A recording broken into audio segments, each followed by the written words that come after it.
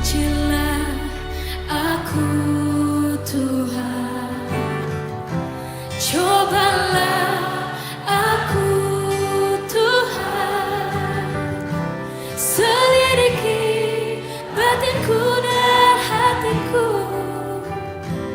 mataku tertuju padamu. Aku cinta padamu.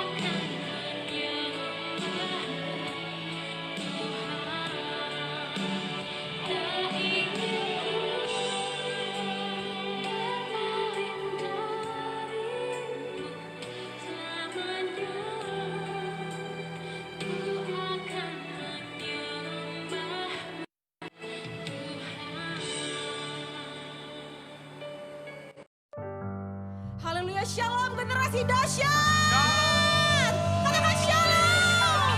Haleluya. Dimanapun kita pada malam hari ini, dari pulau manapun, dari kota manapun, kita berkumpul malam hari ini untuk memuji nama Tuhan. Katakan amin.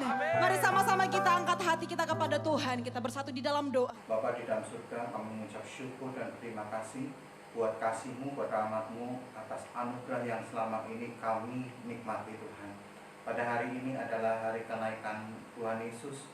Tuhan, biarlah setiap hati kami terus disirami oleh kebenaran firman-Mu. Tutup setiap kami dengan kuasa darah kudus-Mu, dan sembunyikan hamba di belakang kayu salib-Mu Tuhan. Pakailah bibir lidah hamba-Mu untuk menyampaikan kebenaran firman-Mu. Bapa, urapi bibir lidah hamba Tuhan, dan sekali lagi taruhlah hati setiap kami murid-Mu Tuhan untuk selalu diam di bawah kaki-Mu. Terima kasih Tuhan, dalam nama Tuhan Yesus Kristus. Haleluya. Amin. Saudara sekalian, pada kesempatan sore hari ini adalah kenaikan Tuhan Yesus Kristus, dan pada hari ini saya akan membacakan dalam Kisah Para Rasul 1 ayat 6 sampai ke 11. Kisah Para Rasul 1 ayat 6 sampai 11. Saya akan bacakan. Yesus terangkat ke surga. Maka bertanyalah mereka dan yang berkumpul di situ, Tuhan, maukah Engkau pada masa ini memulihkan kerajaan bagi Israel? Jawabnya, Engkau tidak perlu mengetahui masa dan waktu yang ditetapkan Bapa sendiri menurut kuasanya. Ayat 8, tetapi kamu akan menerima kuasa kalau Roh Kudus turun ke atas kamu, dan kamu akan menjadi saksiku di Yerusalem dan di seluruh Yudea dan Samaria dan sampai ke ujung bumi. Sesudah ia mengatakan demikian, terangkatlah ia disaksikan oleh mereka, dan awan menutupnya dari pandangan mereka. Kemudian mereka sedang menatap ke langit. Waktu ia naik itu, tiba-tiba berdiri dua orang yang berpakaian putih dekat mereka dan berkata kepada mereka, hai orang-orang Galilea, mengapakah kamu berdiri melihat ke langit? Yesus itu yang terangkat ke surga meninggalkan kamu akan datang kembali dengan cara yang sama seperti kamu melihat dia naik ke surga. Saudara sekalian terkasih di dalam Tuhan, kita mengambil satu makna dalam firman Tuhan di ayat 8. Sekali lagi saya akan bacakan. Tetapi kamu akan menerima kuasa kalau Roh Kudus turun ke atas kamu, dan kamu akan menjadi saksiku di Yerusalem dan di seluruh Yudea dan Samaria sampai ke ujung bumi.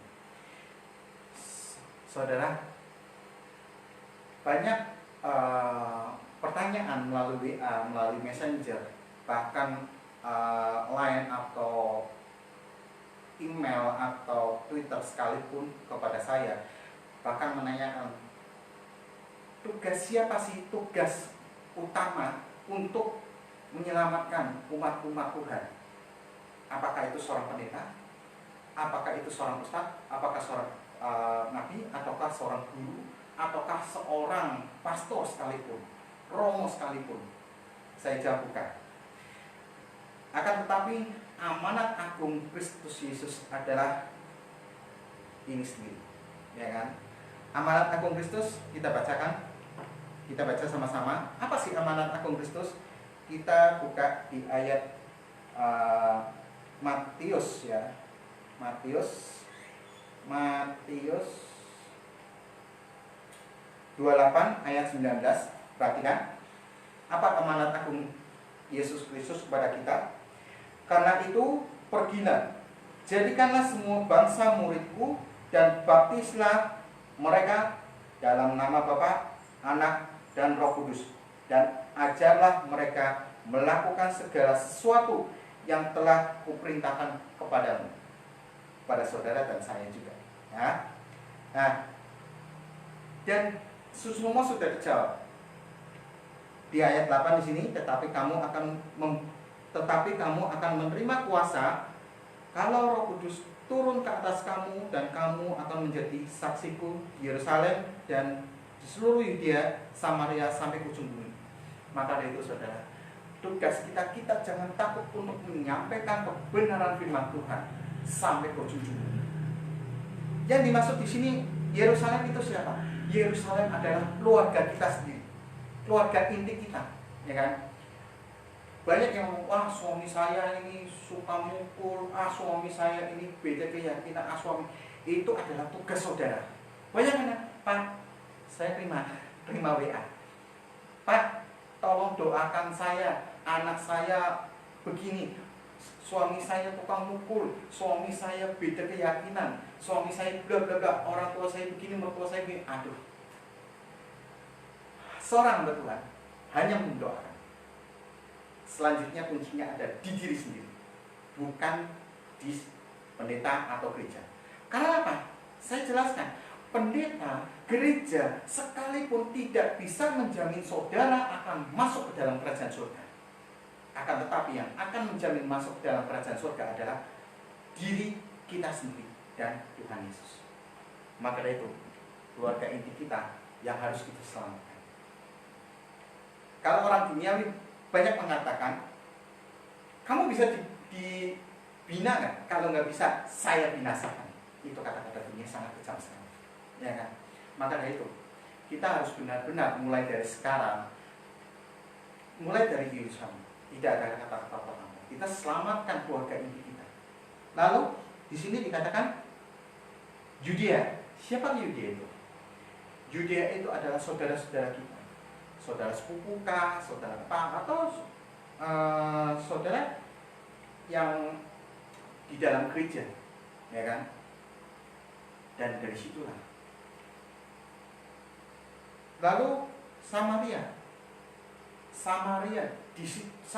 itu adalah mungkin saudara gereja yang beda doktrin, beda ini kita. Ayo, tidak semua orang yang di dalam gereja Kristen atau Katolik ataupun apapun itu tidak menjamin orang itu hebat dalam firman Tuhan. Akan tetapi orang yang benar-benar hebat di dalam Tuhan tidak hafal Alkitab segini. Saya sendiri aja membaca Alkitab ini sampai, jujur aja, sampai 45 kali baru baca. Ada beberapa ayat yang saya nggak mengerti. Jangan mengatakan, wah seorang pendeta hafal ini. Seorang boleh hafal ini, tetapi kalau mereka tidak melakukan apa yang menjadi kehendak Bapa di surga, nonsense. Saudara sekalian, pada hari ini, kesempatan hari ini, yuk kita mulai mengerti apa yang menjadi rencana Tuhan dalam hidup kita. Amanat agung Kristus sudahkah kita jalan? Kita lanjut. Setelah dari Samaria sampai ke ujung-ujung bumi. Ujung-ujung bumi itu apa? Anda tidak perlu harus ke Amerika, kutub utara, kutub selatan ini, enggak. Ujung bumi saudara, di mana saudara beranjak, di situlah. Tetangga sana kiri, saudara yang belum percaya akan Yesus Kristus bahwa Dia sang juru selamat, kita berselamatkan. Kita jangan memikirkan diri kita sendiri, karena kita masih terlalu egois. Contohnya aja pandemi corona seperti ini. Pak, saya di PHK. Pak, saya begini. Pak, saya begini. Saudara bisa melihat orang-orang di luar sana yang masih kelaparan, yang masih di bawah kita. Bagaimana kita perhatian pada mereka? Kemarin saya bersama istri melakukan hal untuk baksos. Bukan berarti saya mencari pencitraan, tetapi saya ingin memberitahukan bahwa saluran itu harus tepat kepada orang-orang yang membutuhkan. Banyak baksos yang tidak tepat ke sasaran, hanya mencari pencitraan. Banyak sekali. Ketika saya masuk ke satu perkampungan, mereka punya rumahnya sederhana, punya mobil, punya motor. tapi mendapat bantuan. Tulisannya keluarga miskin. Logikanya gimana? Dan banyak sekali sekarang saya melihat di Roxy Square di Jember ataupun di Bandara Soekarno Hatta banyak berdesak-desakan, padahal Presiden sudah mengatakan apa? PSBB. Tapi mereka apa? Bandel. Sampai saya melihat para perawat Indonesia terserah. Bagaimana?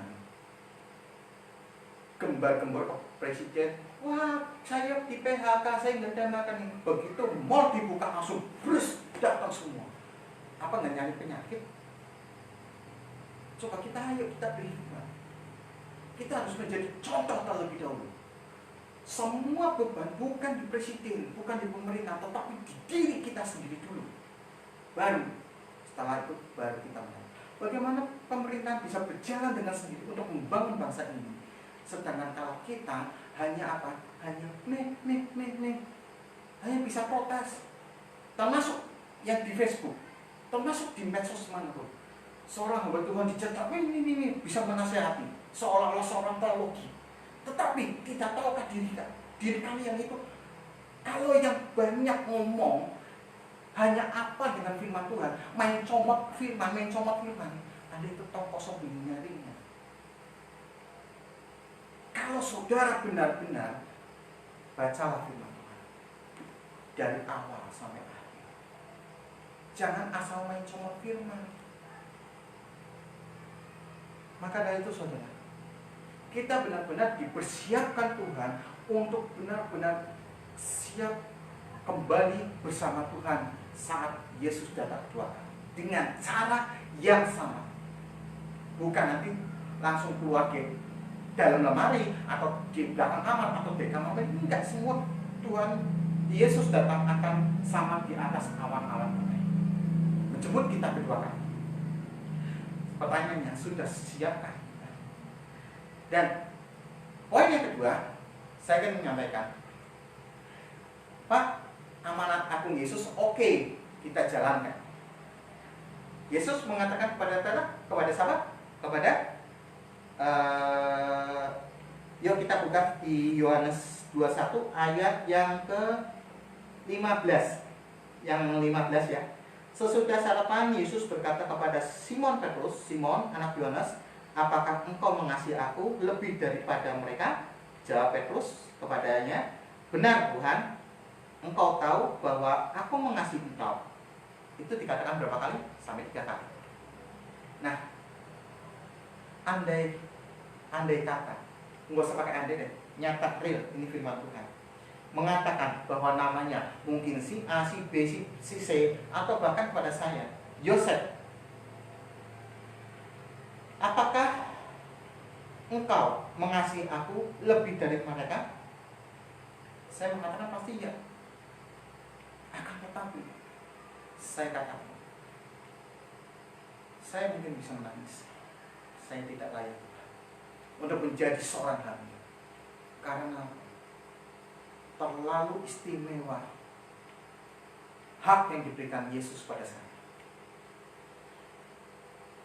Bukan karena domba-dombanya dapat, domba-dombanya beling, nakal atau segala macam. Tidak. Tetapi apa? Layakkah kita di hadapan Tuhan? Maka itulah aku sering dikatakan, pujilah aku Tuhan. Dari situlah Tuhan menguji kita.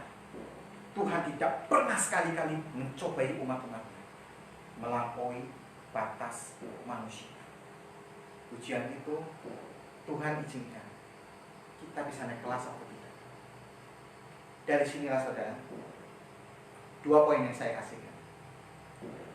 Kita persiapkan diri, kita layakkan diri kita, dan kita siap menggembalakan Tuhan. Yang menggembalakan itu bukan pendeta, bukan romo, bukan pastor, bukan siapapun, bukan, tetapi saudara. Siapa yang namanya hamba Tuhan? Bahkan saudara dan saya yang disebut nama hamba Tuhan. Bukan hamba Tuhan itu, wah gelarnya pendeta, wah evangelis, wah PDP, wah PDN. Ya, saudara, emang mana? Mungkin saudara mendengarkan agak jenuh tentang khotbah saya. Khotbah Pak Yusuf keras, Pak Yusuf. Tetapi saudara, jangan melihat manusianya, akan tetapi firman Tuhan. Firman Tuhan, kebenaran firman Tuhan, serta teguran-teguran dari Tuhan. Bagaimana mungkin? Bagaimana mungkin kalau seseorang, aku cinta Yesus, berjalan sesuai dengan ketetapannya, tetapi mau seenaknya, ya, dewasa rohani. Jangan seperti anak-anak rohani yang hanya mau dikasih roti, minum susu, tetapi begitu ditegur, dicambuk. Pak Yosef galak, Pak Yosef begini, bla bla bla, segala macam. Saudara, jangan mudah menghakimi diri orang lain, tapi introspeksi diri sendiri. Firman Tuhan tertulis dalam Wahyu, barang siapa aku kasih, ia akan kuhajar dan kutakut.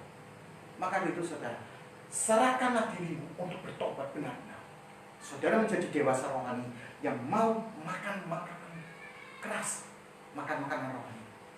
Saudara sekalian, saya merasa bersyukur sekali, hati saya tetap bersyukur meskipun banyak cercaan, hinaan, makian, saya tetap bersyukur. Walaupun di luar sana, di sekeliling saya tidak tahu apapun tentang saya. Saudara sekalian, saya ingin mengajak kepada kita semua untuk memikirkan ke depan bagaimana kita, sudahkah kita berada di ketetapan Tuhan? Sudahkah kita melihat orang-orang di luar sana yang akan binasa?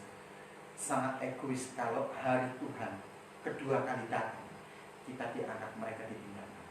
Akan di persidangan kita akan ditanya, sudahkah engkau melakukan amanat aku? Bagaimana itu terjadi? Saudara, biarlah khotbah hari ini adalah menjadi renungan bagi kita semua. Dan pada sore hari ini kita tutup Alkitab kita. Saya akan mendoakan untuk saudara semua yang ada di rumah. Bapa di dalam surga, kami mengucap syukur dan terima kasih atas semua yang telah Engkau berikan pada kami. Ampuni segala kesalahan kami ya Tuhan. Kami siap untuk menjadi domba-domba-Mu Tuhan. Dan kami siap untuk menjalankan amanat Agung-Mu Tuhan sampai ke seluruh bumi, terutama dalam keluarga kami. Tuhan, hamba berterima kasih dan bersyukur meskipun banyak orang yang mencerca hamba, memaki hamba, memusuhi hamba, menjauhi hamba sekali. Hamba bersyukur karena hamba masih dalam ketetapan Tuhan. Orang boleh melihat hamba dari kulit, tetapi mereka tidak tahu hati kami. Hanya orang yang mengerti hati. Begitu juga Engkau melihat hati kami masing-masing. Biarlah Engkau tegur, Engkau hajar kami untuk menjadi pelaku firman, menjadi dewasa rohani. Terima kasih Bapa, pada saat ini jika ada yang sakit, Engkau pulihkan, Engkau sembuhkan. Jika ada yang punya masalah, Engkau bukakan jalan untuk mereka. Karena Engkau Allah yang perkasa, Jehovah Jireh. Terima kasih Tuhan. Terima kasih. Diberkati semua. Kita angkat kedua tangan. Terimalah berkat nama Allah Bapa yang Maha Kuasa, persekutuan yang kudus bersama para malaikat yang kudus, dan dengan perantaranya Putranya yang tunggal, Tuhan Yesus Kristus, kita diberkati mulai dari saat ini sampai selama-lamanya. Amin. Saudara bisa saksikan recording khotbah ini di YouTube channel saya. Jangan lupa subscribe, like, serta klik tanda lonceng, serta sharekan kalau firman ini, khotbah ini berguna. Dan jangan lupa hari Minggu tetap ada ibadah online jam 10 pagi dan jam 6 sore, dan ada recording siaran dengan firman. Kiranya Tuhan Yesus memberkati. Shalom.